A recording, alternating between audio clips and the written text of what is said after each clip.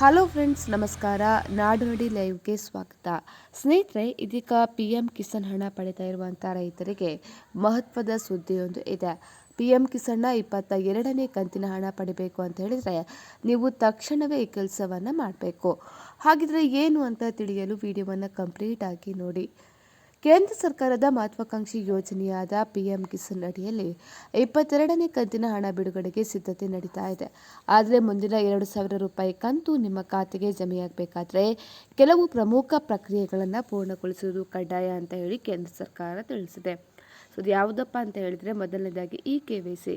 ಪ್ರತಿಯೊಬ್ಬ ಫಲಾನುಭವಿ ರೈತರು KYC ಪ್ರಕ್ರಿಯೆಯನ್ನು ಪೂರ್ಣಗೊಳಿಸಬೇಕು. ಇದನ್ನು ಅಧಿಕೃತ PM ಕಿಸಾನ್ ವೆಬ್ಸೈಟ್ನಲ್ಲಿ ಅಥವಾ ಹತ್ತಿರದ ಸಾಮಾನ್ಯ ಸೇವಾ ಕೇಂದ್ರ ಮೂಲಕ ನೀವು ಮಾಡಿಸಬಹುದು. ಅದೇ ರೀತಿ ಆಧಾರ್ ಸೀಡಿಂಗ್. ಬ್ಯಾಂಕ್ ಖಾತೆಗೆ ಆಧಾರ್ ಕಾರ್ಡ್ ಲಿಂಕ್ ಆಗಿರಬೇಕು. ಆಧಾರ್ ಜೋಡಣೆ ಆಗದ ಖಾತೆಗಳಿಗೆ ಹಣ ವರ್ಗಾವಣೆ ಆಗೋದಿಲ್ಲ.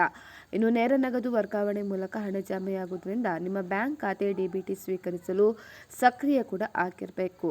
ಇನ್ನು ರೈತರ ಹೆಸರಿನಲ್ಲಿರುವಂತಹ ಭೂ ದಾಖಲೆಗಳು ಪೋರ್ಟಲ್ನಲ್ಲಿ ಸರಿಯಾಗಿ ಅಪ್ಡೇಟ್ ಆಗಿರಬೇಕು. ಸೊ ಹೀಗೆ ಮಾಡಿದ್ದಲ್ಲಿ ಮಾತ್ರ ನಿಮ್ಮ 22ನೇ ಕಂತಿನ ಹಣ ಕೂಡ ಜಮೆಯಾಗಲಿದೆ. ಸ್ನೇಹಿತರೆ, ಮಾಹಿತಿ ಇಷ್ಟ ಆದಲ್ಲಿ ವಿಡಿಯೋಗೊಂದು ಲೈಕನ್ನು ಕೊಡಿ. ಅದೇ ರೀತಿ ಮತ್ತಷ್ಟು ಅಪ್ಡೇಟ್ಗಾಗಿ ನಮ್ಮ ಚಾನಲನ್ನು ಸಬ್ಸ್ಕ್ರೈಬ್ ಮಾಡ್ಕೊಳ್ಳಿ.